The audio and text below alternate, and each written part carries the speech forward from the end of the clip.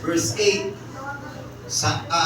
Ang nagsasalita rito mga kapatid ay ang Panginoon, kausap niya si Moises. Sabi rito, at sinalita ng Panginoon kay Moises at sinasabi, verse 9, iutos mo kaya Aaron at sa kanyang mga anak na iyong sabihin, ito ang kautusan tungkol sa paghahandog na susunugin.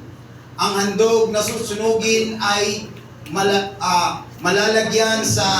malalagay sa ibabaw ng pinagsunugan, sa ibabaw ng dambana, buong gabi hanggang umaga, at ang apoy sa dambana ay pananatilihing nagniningas doon. Verse 10, at isusuot ng saserdote ang kanyang kasuotang lino at ang kanyang mga salwals na kayong lino, at itatakip niya sa kanyang katawan, at dadamputin niya ang mga abo ng handog na susunugin na sinunog sa apoy sa ibabaw ng dambana, at ilalagay niya sa tabi ng dambana.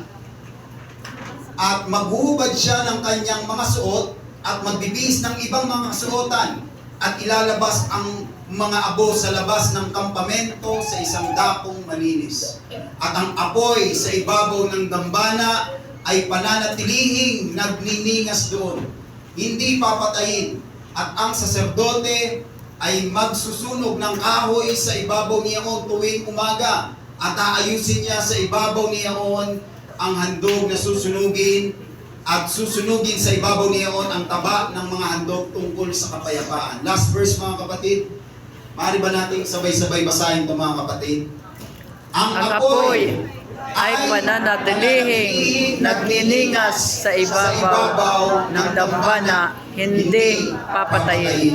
Hallelujah. Hilingan po natin ang ating muling pastor na pray.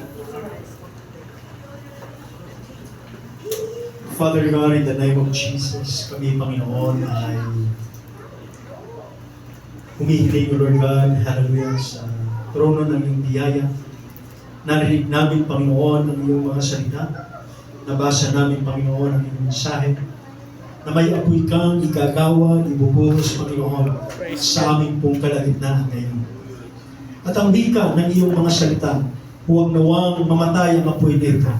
Ito'y manatili, Panginoon, sa buhay ng iyong mga anak, upang sa gayon, Panginoon, sa iyong harapan, kami patuloy, Lord God, na nagniningning. Katulad sa mga handog na siyang nilagay sa ibabaw ng dambana, ang apoy, Panginoon, ang siyang tumupok nito. At ang usok nito, Lord God, ay siyang pumapailan lang hanggang sa trono mo, Panginoon. At naroon ang iyong Espiritu na nangagagalak at natutuwa sapagkat pinakinggan mo, Panginoon, hallelujah, ang dalangin ng iyong mga anak.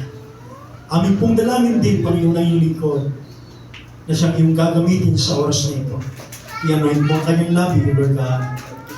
Dalhin mo siya, Panginoon, hallelujah, sa iyong Espiritu, Panginoon, na hindi siya magsasalita, kundi ikaw. Ang mensahe mo, Panginoon, siyang patuloy na manahan sa aming pong kalagitnaan sa oras na ito. Igawan mo sa iyong lingkod ang karunungan at ang katalinuhan, Panginoon, sapagkat wika mo sa iyong mga salita. Sa ganang aming sarili, wala mo kang magagawa. Sa iyo kami, Panginoon, umangas at tumitiwala sa umagang ito, Lord God. Ang gawain ito'y gawain mo at gamitin mo lamang po ang iyong lingkod na magiging kasangkapan, Panginoon, ng iyong pagkilos sa umagang ito. Ito po ang aming samang dalangin sa pangalan ni Jesus. Ang lahat ay magsabi namin. Amen. So, praise God, hallelujah. Bago kayo umupo, nais ko kayong dalhin sa topic na nagsasabing, the fire is essential, mga kapatid. Ang apoy ay mahalaga. Sabihin mo sa iyo, katabi, ang apoy ay mahalaga. Ang apoy ay mahalaga.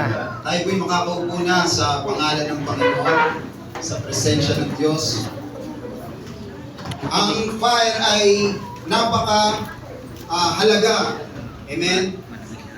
Dahil ito ay nagre-representa sa kapangyarihan ng Panginoon, ngunit ang apoy ginagamit din ng Panginoon sa kanyang judgment, mga kapatid. Kapag gusto niya ng hukuman ang isang lugar dahil sa kasalanan, ginagamit niya rin ang apoy, mga kapatid. At ang apoy, mga kapatid, pagdating sa pag-aalay, sa dambana, sa altar, mga kapatid, hallelujah, ang apoy ang pinaka mahalaga sa lahat, mga kapatid. Amen? Ang apoy ay mahalaga ang alay, mahalaga ang altar, ngunit yung apoy, ito'y pinakamahalaga pagdating sa pag-aalay sa harapan ng Panginoon. Sabi na ang ating binasa sa Leviticus chapter 6, verse 1 hanggang 30, kung ating babasahin yan lahat, mga kapatid, hallelujah, pag binuo natin ang basa yan, mababasa natin dyan na mas ini-emphasize ng Panginoon, hallelujah, na huwag papatayin at huwag kinakailangang mamatay ang apoy at kinakailangan ito'y magpatuloy. Amen? Ang Diyos po, nang siya'y nagsalita, tinuturuan niya si Moises kung paano papatawarin ang kanilang mga kasalanan. Amen? Tinuturuan siya ng Diyos kung paano ang kanilang gagawin. Hallelujah, sa pag-aalay. Hallelujah, sa altar, mga kapatid. At makikita natin sa pag-utos ng Panginoon kay Moises, ang pinaka-point ng Diyos, mga kapatid. Kahit anong pwedeng alay nyo, amen, basta perfect, hallelujah, huwag nyo lang papatayin ang apoy. Kinakailangan manatiling nagniningas. Sabi ng Leviticus chapter 6 verse 13, ang apoy ay pananatilihing nagniningas sa ibabaw ng dambana, hindi papatayin. Amen? Pananatilihing nagniningas. Sabihin natin, pananatilihing nagniningas. Hallelujah. At hindi dapat mamamatay ang apoy. Bakit, mga kapatid? Ito'y nagre-representa sa kapangyarihan ng Diyos, hallelujah, sa kalwalatian ng Panginoon, sa kanyang presensya, mga kapatid. Maging ang dyablo, pag nakikita ang apoy, alam na rin na yan ay kapangyarihan ng Panginoon. Amen. Amen? Hallelujah. Si Moises, nung time na tinawag siya ng Panginoon, wala pa siyang lakas ng loob, parang tayo pa noon, nahihiya pa, mga kapatid. Hallelujah, wala pang lakas ng loob, magpuri, pumalakpak, parang naiilang pang magsimba, naiilang pang magpuri sa Panginoon. Si Moises, nang ma-encounter niya ang Panginoon, mga kapatid, hallelujah, sa pamamagitan ng burning bush, nag-aapoy na maliit na puno, mga kapatid. Nang ma-encounter ni Moises ito, alam natin ito, mga kapatid, na nagulat siya na merong isang punong kahoy na nag-aapoy tuloy-tuloy, mga kapatid, at yung puno ay hindi natutupok. Normally sa isang kahoy, kapag ito'y nasunog, kakainin talaga ito ng apoy. Ngunit itong nakakapagtaka at nakakamangha sa pagkilos ng Panginoon. Merong puno na nag-aapoy, sabi ng Exodus chapter 3, punong nag-aapoy, ngunit hindi natutupok. Kaya si Moises nagulat sa kanyang nakita, mga kapatid, isang punong nag-aapoy, ngunit hindi natutupok. Ang tawag po natin dyan ay burning bush, mga kapatid. Punong nag-aapoy. At nang lumapit si Moises, biglang sumagot ang Panginoon. Ang sabi ng Bible, sabi ng Diyos kay Moises, Moises, hubarin mo ang iyong panyapa, sapagkat banal ang iyong kinatatayuan. At nalaman ni Moises na Diyos ang kanyang kaharap. Hallelujah! Dahil narinig niya yung tinig ng Panginoon, kaya tinanggal niya ang kanyang panyapa at binalot niya ang kanyang mukha dahil sa panahon nila, naniniwala sila na kapag nakita mo ang Diyos, agad-agad kang mamamatay, mga kapatid. Binalot niya ang kanyang mukha, mga kapatid, at humarap sa Panginoon. At ang Diyos ay nagpakilala. Sabi kay Moises, mga kapatid, ako ang Diyos ni Abraham. Ako ang Diyos ni Jacob. Ako ang Diyos ni Isaac. Amen? Hallelujah. Nagpakilala ang Diyos kay Moises. Sa maikling istorya, mga kapatid, hallelujah, nang ma-encounter ni Moises ang Panginoon sa pamamagitan ng burning bush, nagkaroon siya ng kalakasan, mga kapatid. Mahina ang kanyang kalooban. Mahina ang kalooban ni Moises. Hindi siya marunong magsalita. Hindi niya kayang umarap sa mga Egyptian, mga kapatid, sa hari, sa Ehipto, mga kapatid. Ngunit nang ma-encounter niya yung burning bush, mga kapatid, na walang iba yung presensya ng Panginoon, yung tinig ng Diyos, biglang lumakas si Moises, mga kapatid, at kinaya niyang humarap. Hallelujah. Dahil haharap siya hindi dahil sa kanyang sarili, kundi mayroong Diyos na nag-utos sa kanya, mga kapatid. Gaya din natin, mga kapatid, tayo'y nahihiya. Ako noon nahihiya, maaaring si Pastor Ray noon nahihiya, maaaring si Pastor Bel noon, nung di pa nakilala sa Panginoon. Lahat tayo dumaan dyan, mga kapatid. Ngunit nang ma-encounter natin ang burning bush na walang iba ang banal na Espiritu ng Panginoon. Hallelujah. Lumakas tayo, mga kapatid. Hallelujah. At nawala yung ating hiya, mga kapatid. At kinaya na nating mangaral ng salita ng Panginoon. Amen. Hindi ko alam, mga kapatid, na magiging ganito ako someday. Dahil sa church noon, hallelujah, tuwing mag-aatin ako ng gawain, lagi akong nagtatago, baka ako'y tawagin sa pulpit, tawaging magpatotoo. Nahihiya ako noon, mga kapatid. Amen. Ngunit nang ma-encounter ko ang burning bush, ang presensya ng Panginoon, paunti-unti nilalakasan ng Diyos ang aking kalooban. Ipangaral mo ang aking salita. Kahit ipatotoo mo lang ako. Hallelujah, hindi kinakailangan gawing matalino tayo, mga kapatid. Ipatotoo mo lang si Kristo, mga kapatid. Pwede ka nang gamitin ng Panginoon. Amen. Dati nung tayo ay pumunta ng church, nahiya tayong pumalakpak, nahiya tayong magpuri, mga kapatid. Hallelujah, baka may nakatingin sa atin. Pero nung ma-encounter natin ang banal na Espiritu ng Panginoon, hindi na tayo nahihiyang tignan ang kapwa natin. Dahil nakilala na natin ang Panginoon. Sinuspus na tayo ng banal na Espiritu ng Panginoon. Hallelujah. May something kapag ka nai-encounter ang presensya ng Diyos, mga kapatid. Hallelujah. Kapag nahihiya tayo, magpakapuspos ka sa banal na Espiritu. Pag may takot ka, magpakapuspos ka sa banal na Espiritu ng Panginoon. I believe, mga kapatid, kami tumatayo dito hindi dahil sa ganang aming sarili, kundi mayroong banal na Espiritu na nag-utos sa amin. Ipangarap mo ang salita. Hallelujah. Praise God. At nang nilid ni Moises, mga kapatid, ang mga Israelites sa wilderness, ito ang na-interest ako dito, mga kapatid, habang binabasa ko to kaninang madaling araw. Hallelujah, halos maramdaman ko ang presensya ng Panginoon. Nang nilid ni Moises ang mga Israelites sa wilderness, tuwing gabi, mga kapatid. Hallelujah. Ito ang nakakamangha sa Panginoon. Tuwing gabi sa kanilang paglalakbay, merong haliging apoy na nasa unahan nila, mga kapatid. Dahil ang wilderness, sobrang dilim yan. Mas lalo kung walang buwan, mga kapatid. Sobrang dilim. Yung haliging apoy nasa unahan nila. Yun yung nagiging guide, nagiging liwanag nila. Haliging apoy, mga kapatid. Hallelujah, namumuna sa kanilang paglalakbay, mga kapatid. Yung haliging apoy. Maaari kung yung haliging apoy ay wala doon, maaaring yung kanilang paglalakbay ay madilim. Hindi nila alam kung saan sila pupunta. Amen. Hindi nila alam kung tama na ba ang direksyon. Di ba pag madilim, mga kapatid, maaaring hinto ka na lang sa iyong paglalakad dahil hindi mo alam kung saan ka patutungo pag madilim. Ngunit merong haliging apoy na nagbibigay patnubay sa kanilang lalakaran, mga kapatid. Sa kanilang paglalakbay, binibigyan sila ng liwanag ng haliging apoy na ito ng Panginoon. Nagre-represento sa kapangyarihan ng Panginoon. Nangunguna sa kanilang paglalakbay. At alam nyo ba, mga kapatid, tayong lahat na rito na nabubuhay, tayo ay manlalakbay lamang dito sa lupa. Amen. Amen. Sinong naniniwala na manglalakbay lamang tayo sa lupa? Amen. Isa sa patunay, mga kapatid, na tayo'y manglalakbay sa lupa ay yung kamatayan. Praise God. Kahit tayo'y doktor, at nag-doctorate tayo sa pagdodoktor, mga kapatid, kakapitan pa rin tayo ng kamatayan, mga kapatid. Ang kamatayan ay malaking ebidensya na tayo ay hindi taga rito sa lupa. Yes. Amen? Tayo ay nakikidaan lamang dito. Kahit sa atin na ang buong mundo, pag tumawag ang kamatayan, amen, tapos na ang lahat ng mga bagay dito sa lupa. Maging yung mga doktor na nag-aral ng medisina, mga kapatid, namamatay pa din. Amen.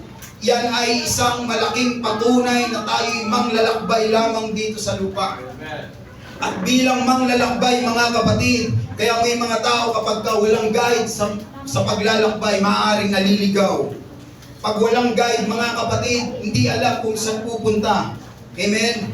Hallelujah. Kaya salamat sa banal na Espiritu ng Panginoon. Hallelujah, yung haliging apoy na walang iba, yung banal na Espiritu ng Panginoon na nagbibigay patnubay sa ating mga buhay, mga kapatid. Nang ma-receive natin ang banal na Espiritu ng Panginoon, mga kapatid, binigyan tayo ng tamang direksyon sa ating mga buhay. Amen. Hallelujah, nagkaroon ng liwanag na ang akala lang natin ang buhay ay dito lang sa lupa. Ngunit nang maramdaman natin ang presensya ng Panginoon, Yes, God. hindi lang pala dito sa lupa, meron pa pala sa ilang langit na ating pupuntahan, mga kapatid. At kasama natin ang banal na Espiritu ng Panginoon. Kaya ganun na lamang, mga kapatid, hallelujah, na tuwing Sunday, hallelujah, na napakalaga na tayo'y laging ma-refresh, makareceive ng banal na Espiritu ng Panginoon, mga kapatid. Ganun na lang kahalaga na tuwing Sunday, tuwing tayo'y aatin, mag-expect ka lagi na mapupuspos ako ng banal na Espiritu. Mare-refresh ako ng Holy Spirit. Hallelujah, dahil ito yung liwanag, ito yung guide ko. Hallelujah. Praise God. Alam niyo, kapag ka tayo, mga kapatid, na yung plano natin ay parang dumidilim na, mga kapatid. Praise God, na parang hindi mo na alam kung anong yung gagawin. Amen, na-experience nyo na ba yan? Hallelujah. Nais ko kayong encourage, magpakapuspos tayo sa banal na Espiritu ng Panginoon. Alam niyo, kapag ka ang tao puspos ng banal na Espiritu, kahit yung sa tingin mo ay madilim, lumiliwanag, mga kapatid. Na kahit sa tingin mo ay parang imposibleng malagpasan ng problema. Hallelujah, pag puspos ka, parang baliwala lang sa iyo, mga kapatid. Dahil sa banal na Espiritu, nagbibigay ng liwanag sa ating mga buhay. Praise God, hallelujah, sapagkat yan yung haliging apoy na nagpapatnubay sa paglalakbay dito sa mundo.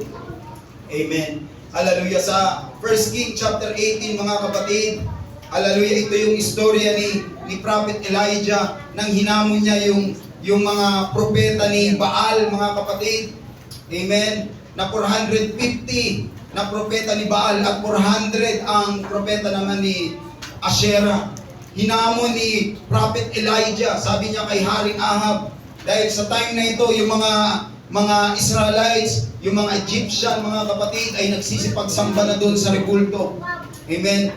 Ngunit nandito si Elijah, malakas ang loob, hinamon, sabi niya sa ni Haring Ahab, mga kapatid, hinahamon ko yung propeta nyo, propeta ni Baal at propeta ni Asherah sa Mount Carmel. Amen. Ang Mount Carmel, ito yung holy mountain sa mga Egyptian.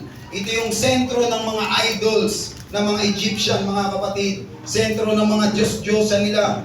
At tinipon ni Ahab ang mga propeta ni Baal sa lugar ng Mount Carmel, mga kapatid. At sinabi ni Elijah sa taong bayan, amen, dahil yung mga taong bayan nag-aalinlangan na, mga kapatid. Amen. Praise God.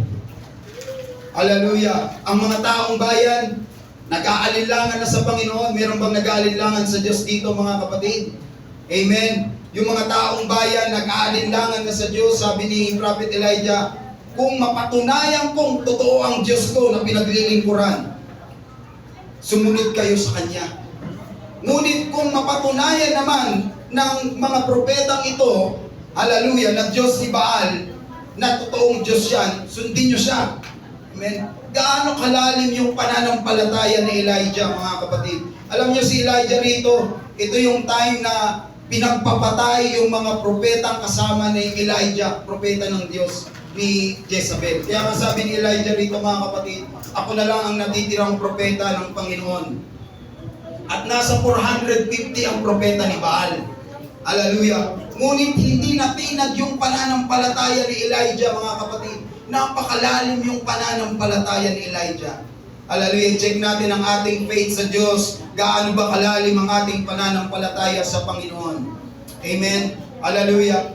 Sobrang lalim ng pananampalataya ni Elijah, mga kapatid, na nagawa niya pang maghamon sa Mount Carmel. Pagkus patay na lahat ng kanyang mga propeta, mga kapatid, kasama niyang propeta. Maaari kung tayo si Elijah, amen, kung mahina ang ating pananampalataya, maaari mapa-question tayo, di ba Diyos ka, dapat niligtas mo yung mga kasamahan ko. Amen. Maaaring mapatanong tayo ng ganun, mga kapatid. Ngunit si Elijah, kahit namatay na yung kanyang mga kasamahang propeta, malalim pa rin ang pananampalataya ni Elijah sa Diyos, mga kapatid. Hindi pa rin natinag, mga kapatid, ng kamatayan ng kanyang pananampalataya. Hallelujah.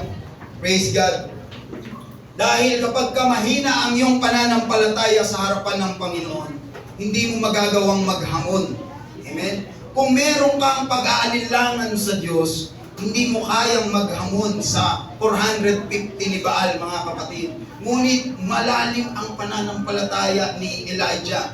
Hallelujah. Kilala niya ang Diyos na kanyang pinaglilingkuran, mga kapatid. At hinamon niya ang 450 ni Baal, mga kapatid. Hallelujah. Ito ang sabi ni Elijah, mga kapatid. Hallelujah. Mag-alay kayo ng toro at patayin nyo. At maglagay kayo ng kahoy, ilagay nyo sa ibabaw yung toro. Sabi ni Elijah, at ganun din ang gagawin ko. Hinamon niya, ganun din ang gagawin ko. At sabi ni Elijah, ito ang batayan kung sino ang totoong Diyos. Sino mang babaan ng apoy galing sa kalangitan, siya yung totoong Diyos. Amen? Mag-alay kayo at ganun din ang gagawin ko, mag-aalay din ako. Sino mang babaan ng apoy galing sa kalangitan, amen, siya yung totoong Diyos. Sabi ng mga tao roon na nakapaligid, oh yes, sang-ayon kami. Tama yan. Yan ang gawin kung sino yung totoong Diyos. Dahil maraming mga tao, alinlangan na, mga kapatid. Ngunit si Elijah nananampalataya na totoo ang kanyang pinangahawakan sa buhay, mga kapatid. Hallelujah. Mula umaga hanggang gabi, sabi ni Elijah, total marami kayo, total 450 kayo, mauna na kayo. Sabi ni Elijah. Amen. Nagsigawan yung mga propeta ni Baal. Hallelujah. Praise God. Sa kanilang pagsamba. Hallelujah. Sumisigaw sila. Sinisigaw nila yung pangalan ni Baal. Baal, Baal, sabi nila. Ngunit walang tumugon, mga kapatid. Amen. Nagsayaw-sayaw sila sa papuri kay Baal. Ngunit sabi ng Bible, walang tumugon na Baal, mga kapatid. Sinugatan nila ang kanilang sarili ng mga punyal, mga kutsilyo, mga kapatid. Hallelujah, duguan sila. Ngunit kahit duguan na sila, wala pa rin Baal. Hallelujah, na tumugon, mga kapatid. Hallelujah. Bakit? Dahil sabi ng Bible, merong tenga na hindi nakakarinig, merong mata ngunit hindi nakakakita, merong kamay ngunit hindi nakakahawak. Mga kapatid, ribulto lang yan. Wala talagang buhay yan, mga kapatid. Kaya walang tumugon sa kanila. Hallelujah. Inabot na ng tanghali, mga kapatid. Ganun pa rin ang kanilang ginagawa. Kaya si Prophet Elijah, nakaupo, tumayo, mga kapatid. Hallelujah. Tinuya niya na lang yung mga mga propeta ni Baal. Hallelujah. Sabi ni Elijah, laksan nyo pa. Di ba Diyos yan? Diyos yan si Baal, di ba? Lakasan nyo pa, baka natutulog lang siya. Tinuya niya na lang, mga kapatid, trash talk niya yung mga propeta ni Baal na 400. Lakasan nyo pa, baka tulog lang si Baal. O baka nagbubulay-bulay lang siya. O baka nandyan lang sa likod. O baka natutulog lang, lakasan nyo pa, sigaw nyo. Hallelujah. Hanggang umabot sila ng hapon, walang Baal na tumugon, mga kapatid. Hallelujah. Ganyan ang tao, mga kapatid. Hallelujah, mas sinasamba yung walang buhay kaysa sa Diyos na nagbigay ng buhay, mga kapatid. Hallelujah, ngunit alam ni Elijah na buhay ang kanyang Diyos. Amen. Hallelujah, nang si Elijah na, mga kapatid. O sige, ako na. Tapos na kayo, ha? Upo na kayo. Mga sugatan sila, mga kapatid. Namahinga sila, tinignan nila si Elijah, pinanood nila. Alam nyo, si Elijah, pag binasa nyo, sigurado siya na ang Diyos magpapababa ng apoy. Amen. Sabi niya sa taong bayan, lumapit kayo rito, lapit.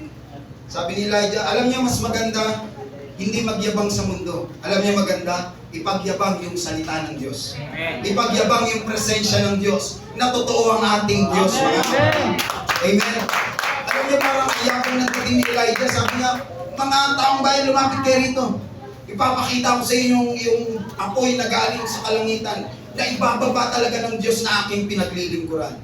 Lumapit yung mga taong bayan, mga kapatid. Sabi ng Bible, yung gumuhong altar, binuuli ni Elijah.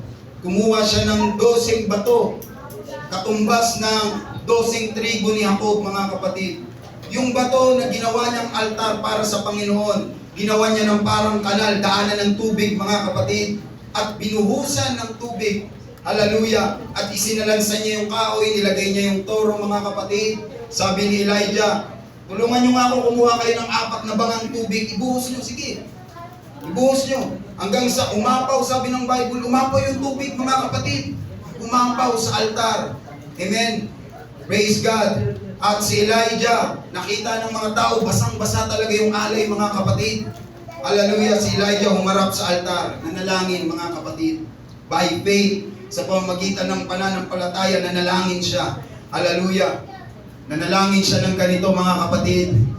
Diyos ni Abraham, ni Isaac, at ni Jacob. Sinunod ko kung anong utos mo, Panginoon. Gawin mo, hallelujah, magpababa ka ng apoy ngayon din, Panginoon. Hallelujah. At maya-maya, mga kapatid, nung binasa ko ang book na yan, na-imagine ko, mga kapatid, sa aking imahinasyon, hallelujah, sa paligid nila Elijah, biglang mayroong mga ulap na tumilim sa kanilang kapaligiran. Yung liwanag biglang dumilim, mga kapatid. Hallelujah. At nang dumilim sa kanilang kinaroroonan, merong apoy sa kalangitan na biglang nabuhat, bumaba, mga kapatid. At sinunog yung kanilang mga alay, mga kapatid. Hallelujah. Nagulat yung mga tao. Hallelujah. Doon na-convert ang mga tao, mga kapatid. Alam niyo si Elijah, sabi ng James, kahalintulad mo rin. Kahalintulad ko rin. Pareho lang tayo ni Elijah, mga kapatid. Amen. Kung tutusin, lamang ka pa. Lamang pa tayo. Dahil greater si Jesus Christ kesa kay Elijah na nasa ating puso ngayon, mga kapatid. Amen. Hallelujah. Praise God. Kapag narinig ko si Jesus Christ na nasa aking puso, hindi ako mananahimik, mga kapatid. Hallelujah. Glory to God. Praise God. Kung si Elijah napababa ang apoy, si Jesus Christ, sinalita lang yung mga hangin, yung mga bagyo, mga kapatid, nagsipagtahimik na. Bakit hindi ordinaryong tao si Jesus Christ? Hallelujah. Kung si Elijah na kaya niyang pababa ang apoy, ang Panginoon, siya yung nagbabautismo sa Espiritu at sa apoy, mga kapatid. Hallelujah.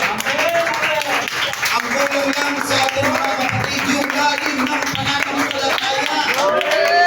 Praise God. Hallelujah. Si Elijah ang lalim ng pananampalataya niya. Amen. Kung ganun din ang ating pananampalataya, possible na kikilos ang banal na Espiritu ng Panginoon sa ating kalagitnaan, mga kapatid. Bakit? Ang banal na Espiritu, ang pinakadaluyan niya ay yung pananampalataya mo. Nakabase siya kung gaano mo siya ine-expect na kikilos sa mga oras na ito. Kung iniisip mo na hindi kikilos ang Panginoon, hindi talaga siya kikilos. Amen? Pero kung nananampalataya ka na narito siya, at umaali-aligid at nilehans ka sa mga oras na ito, puspos ka na ng banal na Espiritu ng Panginoon. Amen. Hallelujah. Ang pananampalataya, ito'y daluyan ng kapangyarihan ng Panginoon. Amen. Hallelujah. Dahil kahit narito ka sa umagang ito, kahit narito tayo, kung mahina ang ating pananampalataya, hindi mo maramdaman ang presensya ng Panginoon. Hallelujah. Ngunit kapag malalim ang iyong pananampalataya, devotion pa lang, ramdam mo na kumikilos ang presensya ng Panginoon. Nakabatay ang pagkilos ng Diyos sa iyong pananampalataya, mga kapatid. Hallelujah. Kung ang iyong pananampalataya ay paandap-andap na, nag-aalinlangan ka na, huwag kang mag-expect na lalakas ka. Ngunit kapag ang iyong pananampalataya ay nag-aapoy, mga kapatid, hallelujah, wala pang preaching, puspos ka na ng banal na Espiritu ng Panginoon. Bakit? Hallelujah, naniniwala ka na palalakasin ka ng Panginoon sa mga oras na ito. Amen. Hallelujah. Kung malalim ang iyong pananampalataya, hindi ka mananahimik. Hallelujah. Magpupuri ka sa Panginoon. Sasamba ko sa Panginoon. Dahil totoo ang aking pinaglilingkod ng Diyos. Hallelujah. Praise God. Hallelujah. Kadalasan sa mga nag-aalinlangan, hallelujah, hirap na pumalakpak sa Diyos. Kadalasan sa mga nag-aalinlangan, hindi ko naman nilalahat mga kapatid. Kadalasan sa mga nag-aalinlangan, nahihiyang magpuri sa Panginoon. Nahihiyang itaas ang kamay sa Panginoon. Hallelujah! Ba't ka nahihiya kapatid? Alam mo ang Diyos na kumikilos, nahihiya ka? Amen? Alam mo mga kapatid, pag alam nyo yung pinanghawakan nyo, hindi ka mag-iisip kung ano ang itsura mo, kung ano ang nangyayari sa buhay mo. Basta pupurihin ko ang buhay ng Diyos. Ang pinaglilingkuran natin mga kapatid, hindi rin mundo. Kailan ang Diyos ang pinaglilingkuran natin ay buhay at kumikilos at ito ang nararamdaman natin. Kaya ganito ko mangaral mga kapatid, kahit paus ako, alam ko na ang Diyos na buhay at pinapangaral ko. Hindi Diyos na patay ang pinapangaral ko. Diyos na buhay ang pinapangaral ko. Malakas ang loob natin ay sigaw ang pangalan, ang salita ng Panginoon. Dahil Diyos na buhay ako. Lilingkuran natin mga kapatid. Hallelujah, sabi ng awit, I won't be quiet. My God is alive. Paano matitigil buhay ang Diyos mo? Nagkatitigil ang buhay ang Diyos mo. Maiyak ang buhay ang Diyos mo. Hallelujah. Ang buhay ang Diyos natin, buhay din ang pagpupuri natin. Hallelujah. Buhay ang Diyos natin, buhay din ang worship. Hallelujah. Ang pinakamahalaga dito mga kapatid, hindi ang ating kasuotan. Hallelujah. Salamat sa mga bagay dito. Ngunit ang pinakamahalaga ay yung banal na Espiritu ng Panginoon. Lagi nag-i-expect ang Diyos sa papuri at pagsamba natin mga kapatid. Praise God. Hallelujah. Purihin ang Panginoon. Hallelujah. Palakpakan natin ng malakas ang Panginoon. Oh, we worship you, sa Daniel chapter 3, mga kapatid. Hallelujah. Ito yung time. Alam natin ang istorya. Si Shadrach, Meshach, Abednego, mga kapatid. Hallelujah. Ayaw nilang sumamba sa rebulto. Dahil alam nila patay ang rebulto niya. Kahit ginto pa yan. Kahit purong ginto pa yan. Di ako luluhod dyan. Sabi ni Shadrach, Meshach, Abednego. Dahil hindi naman yan ng Diyos eh. Patayan ang Diyos namin. Pinaglilingkuran, spirit, buhay, kumikilos. Amen. Kaya sabi ni Shadrach, Meshach, Abednego sa hari. Alam niyo, nasaktan yung hari. Sabi nila, alam mo hari, kahit pa anong mangyari, hindi kami luluhod sa Diyos na pinagawa mo. Amen?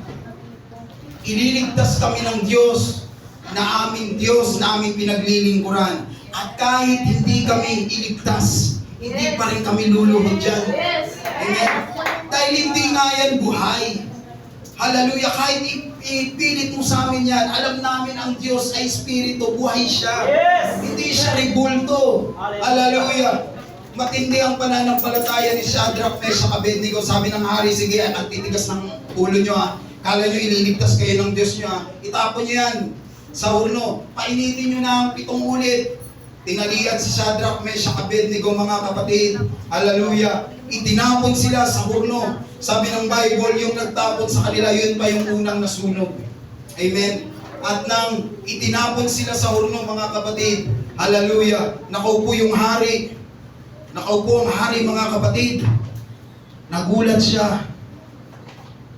Pagtingin niya, mga kapatid, hallelujah, di ba 3 lang yung tinapon natin? Bakit may isang tila mukhang Diyos, hallelujah, na naglalakad sa gitna ng apoy? Praise God. Amen, hallelujah. Praise God. Ang apoy, mga kapatid, hindi kayang tumalab ng apoy dito sa lupa, ang apoy sa kalangitan. Hallelujah.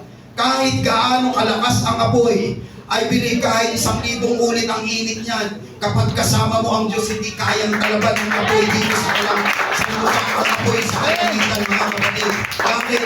Ang Diyos mismo, siya yung apoy ng mga apoy, mga kapatid. He is the consuming fire. God is our consuming fire, mga kapatid. Yung apoy dito sa lupa, hindi ang totoong apoy. Ang totoong apoy ay nasa kalangitan, walang iba ang Panginoon. Hallelujah. Yung apoy na galing sa Diyos, kaya gusto ng Diyos puspusin tayo ng banal na espiritu, yung apoy, para hindi ka tablan ng apoy ng impyerno. Maging yung apoy sa impyerno, aayaw sa'yo mga kapatid. Bakit yung nasa iyo yung apoy na hindi kayang sunugin, mga kapatid? Hallelujah. Amen. Praise God. Ito yung apoy na pinakamakapangyarihang apoy na walang iba ang Panginoon. Hallelujah. God is our consuming fire, mga kapatid. Kahit ilang ulit pang painitin ang pugon, pag ang Diyos, lalakaran lang yan ng Panginoon. Hallelujah. Dahil maaari yung senaryo na ito, wala kang mababasa sa Bible na pinagpawisan si Shadrach, Meshach, Abednego. Wala silang pasok, mga kapatid. Maaaring parang aircon pa ang pakiramdam nila dahil kasama nila ang Panginoon. Amen. Malamig dahil kapag kasama mo ang Panginoon, wala kang init na mararamdaman. Hallelujah. Puro kapayapaan dahil sa presensya ng Diyos. Doon mo lang natatagpuan ang kapayapaan, mga kapatid. Hallelujah. Praise God. Maraming mga tao takot sa impyerno. Ngunit ayaw maramdaman ang apoy galing sa Panginoon. Hallelujah. Praise God. Kaya kinakailangan natin ang apoy na galing sa Panginoon. Panatilihing nagdiningas. Panatilihing nag-uumapoy ang banal na espiritu ng Panginoon. Praise God. Ngunit hindi natin maiwasan kung minsan umaandap-andap ang ating apoy. Hallelujah, ang banal na espiritu na ating natanggap sa Panginoon. Praise God. Isa sa dahilan, hallelujah, ng pagtalikod ng mga Kristiyano, yung ibang mga Kristiyano kung bakit tumatalikod, yung apoy ay humihina. Hallelujah. Yung banal na espiritu ay mayroong abo, mga kapatid. Kung minsan umaandap-andap, mga kapatid. Hallelujah. O yung iba naman, mga kapatid, wala ng apoy. Hallelujah. Kaya wala nang ganang magpuri at sumamba sa Panginoon. Isa sa dahilan, mga kapatid, hallelujah, kapag wala ka ng gana sa pagpupuri, maaari, hindi mo lang alam, maaari yung apoy na yung natanggap ay umaandap-andap na. Nangihina na. Dahil kung yan ay nag-aapoy pa rin, magpupuri ka pa rin at magsasamba sa Panginoon. Di ako naniniwala, mga kapatid, na yung worshiper ng Diyos ay hindi nag-aapoy. Kadalasan ng worshiper, ito yung nag-aapoy sa Panginoon, mga kapatid. Praise the Lord. Hallelujah. At isa sa dahilan, mga kapatid, kaya umaandap-andap na, hallelujah, dahil meron nang umahad ng, hallelujah. Ano ang paraan para mawala yung abo sa atin, mga kapatid, yung umahad lang sa atin? Kinakailangan muli tayong bumalik sa pagsisisi at worship in spirit and in truth, mga kapatid. Praise God. Ito yung paraan para muli tayong mag-apoy. Walang taong napuspos na hindi nagpuri sa Panginoon. Lahat ng napupuspos, ito yung mga nag-worship sa Panginoon. Ito yung dumaan sa repentance, mga kapatid. Hallelujah. Ito yung dumaan sa pagpupuri at pagsamba sa Espiritu at sa katotohanan. Praise God. Meron tinatawag na fire from friction, mga kapatid. Hallelujah. Anong ibig sabihin nito? Yung apoy galing sa pagkiskis ng kahoy, mga kapatid. Sa kagubatan, kung wala kang posporo, wala kang lighter, kinakailangan mo ng kahoy sa kahoy o kaya kawayan sa kawayan. Pagkikiskisin mo ito yung tinatawag na friction, mga kapatid. Yung pagkiskis, mga kapatid, hanggang sa uminit. Amen. Hallelujah. Makaka-create ka ng apoy kung patuloy mong ikikiskis yung kahoy sa kahoy, mga kapatid. Alam natin yan lahat. Amen. Sa kagubatan, kahit wala kang posporo, wala kang lighter, pagkiskisin mo lang yung kahoy sa kahoy, ang tawag dyan friction. Diyan manggagaling yung baga, mga kapatid, at pag nagkaroon na ng baga, doon nila hinihipan at nagkakaroon ng apoy. Hallelujah. Ano yung friction, mga kapatid? Yung pagkiskis. Hallelujah. Kinakailangan yung kahoy sa kahoy, kahit ngawit ka na, amen, hindi mo titigilan yun. Dahil pag huminto ka, lalamig yun, mawawala yung apoy, mawawala yung baga. Kinakailangan kahit ngawit ka na, tuloy-tuloy mo yun hanggang sa uminit ng uminit, magbaga ng magbaga. Yun yung friction, mga kapatid. Yung pagkiskis ng kahoy. Hallelujah. Anong point ko, mga kapatid? Ang friction, mga kapatid, yung pagkiskis, walang iba yung pagpupuri mo at pagsamba sa Diyos. Hallelujah. Hallelujah. Hallelujah. Ito yung paraan para muli tayong mag-apoy. Walang iba yung pagkiskis, walang iba yung pagpupuri mo at pagsamba sa Diyos. Hallelujah. Hallelujah. Ito yung paraan para muli tayong mag-apoy. Walang iba yung pagkiskis, walang iba yung pagpupuri mo at pagsamba sa Diyos. Hallelujah. Praise God. Na kahit sa point na ikaw ay ngawit na, kahit pagod ka na, kahit wala ka ng boses, hanggat hindi mo nararamdaman ang presensya ng Panginoon, hindi ka titigil hanggang sa umilit ang iyong pakiramdam, hanggang sa bumaba ang presensya ng Panginoon. Sabi nga mga kapatid, pray, pray, pray, pray until something happen. And now mga kapatid, ngayong umaga, praise, praise, praise, praise, praise, until something happen hanggang sa Panginoon, ang presensya ng Panginoon. Hallelujah, come on church, hallelujah. Maaaring hindi kumilos ang presensya ng Diyos sa una mong sigaw, sa una mong palakpak, sa una mong pagtalon, ngunit ang pagkahan, hallelujah. Kapag patuloy mong ginagawa mga kapatid, hallelujah, hindi mangyayari mga kapatid, nabababa ang presensya ng Panginoon. Kagaya yan ang friction mga kapatid, hanggang pinupuri mo ang presensya ng Panginoon. Bababa ang presensya ng Panginoon hanggat hindi ka tumitigil sa pagpupuri sa Panginoon. Kuminsan pagod na tayo, kuminsan pause na tayo, pero hindi ko pa rin nararamdaman, hindi pa rin ako titigil sa pagpupuri sa Panginoon.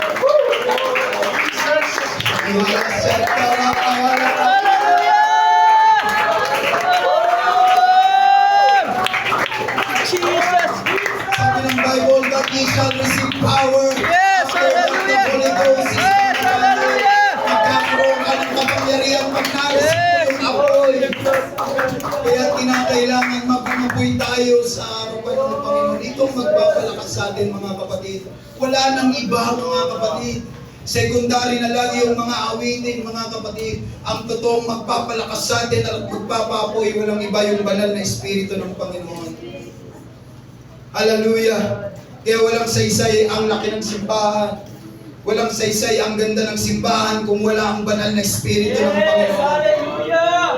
Doon na ako sa maliit. Basta nararamdaman ko ang presensya ng Panginoon. Sabi nga ni Moises, Panginoon, kung di ka lang din namin kasama, huwag mo na kaming patuloyin. Di na rin ako tutuloy kung di kita kasama, Panginoon. Wala nang ibang mahalaga, mga kapatid, sa ating kalagitnaan. Hindi mahalaga ang ating suot. Ang pinakamalaga ay yung banal na Espiritu ng Panginoon. Kinakailangan tayo mag-apoy. Oh yes, mauuwaan tayo ng Panginoon. Minsan nangihina tayo. Kaya mayroong Sunday service. Huwag kang papayag na uuwi ka na hindi ka nag-aapoy sa Diyos. Hallelujah. Praise God. Hallelujah. Kaya may mga Trinitarian na kapag tuwing Sunday nagsisimba mga kapatid, nako-convert. Bakit? Hallelujah. Sa totoo lang mga kapatid, pag umating ka sa kanila, hindi mo maramdaman ang presensya ng Panginoon. Ngunit may mga Trinitarian na kapag umaatin sa gawain ganito, meron silang kakaibang nararamdaman. Hallelujah, maging yung pag-aakay, pag nararamdaman ng kapatiran, mga kapatid ng mga tao, yun yung nagpapakonvert sa kanila. Bakit? Meron akong nararamdaman na hindi ko naramdaman sa ibang simbahan. Alam niyo, ang nagbibigay ng liwanag sa simbahan ay walang iba yung banal na Espiritu ng Panginoon. Hallelujah. Isang patutuo ng isang pastor, mga kapatid, hindi niya alam kung paano dadami ang kanyang miyembro, mga kapatid. Hallelujah. Ngunit nung isang araw, yung kanyang member galing sa ibang bansa, muling nagsimba sa kanya. Amen. At yung kapatid nito, Trinitarian, merong posisyon sa Trinitarian Church, mga kapatid. At napuspos yung kanyang kapatid hanggang sa na-convert. Ang ginawa ng Trinitarian na ito, hallelujah, inakay niya yung mga kasamahan niya sa Trinity Church. Dinala niya dun sa gawain ng UPC, ng Oneness, mga kapatid.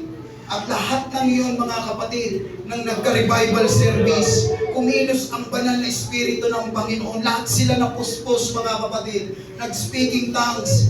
Hanggang sa iniwanan nila yung church nila, lumipat sila sa isang church na yun. Bakit?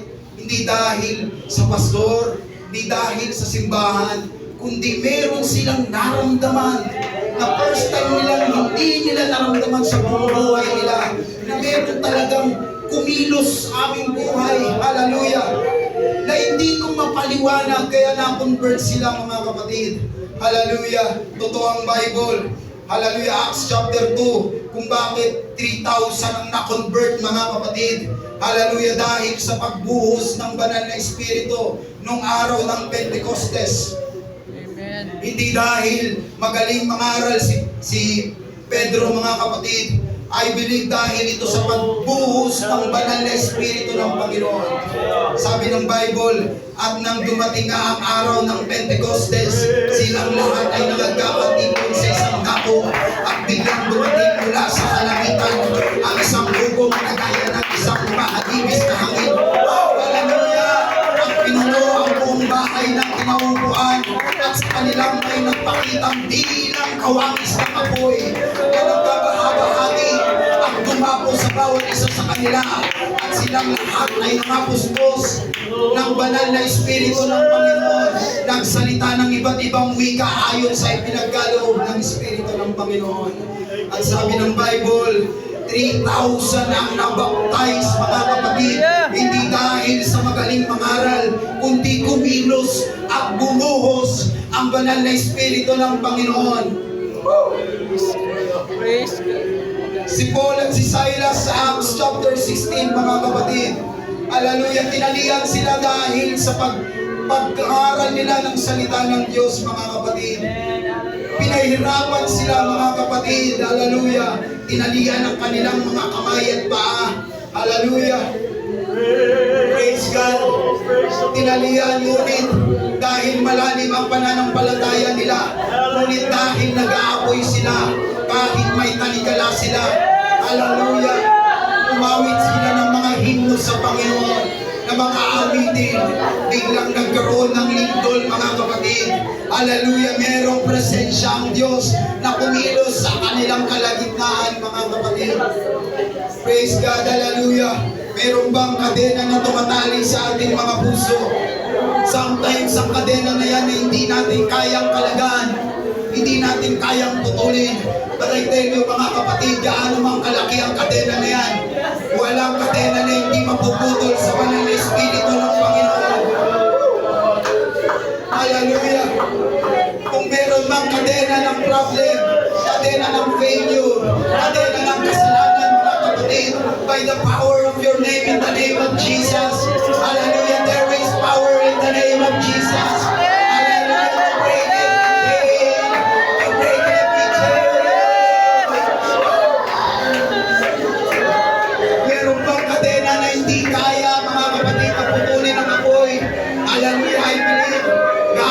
Kalaki ang kadena, pag dinala mo yan sa matulis na apoy, putol yan, hallelujah. At ang apoy na yun, mga kapatid, walang iba, Panginoong Jesus, sapagkat siya yung Diyos ng mga apoy, hallelujah. Walang kadena na hindi kayang putulin ng Panginoon, hallelujah. Chain of problem, chain of failure, chain of sin, lahat yan kayang putulin sa pangalan ng Panginoon.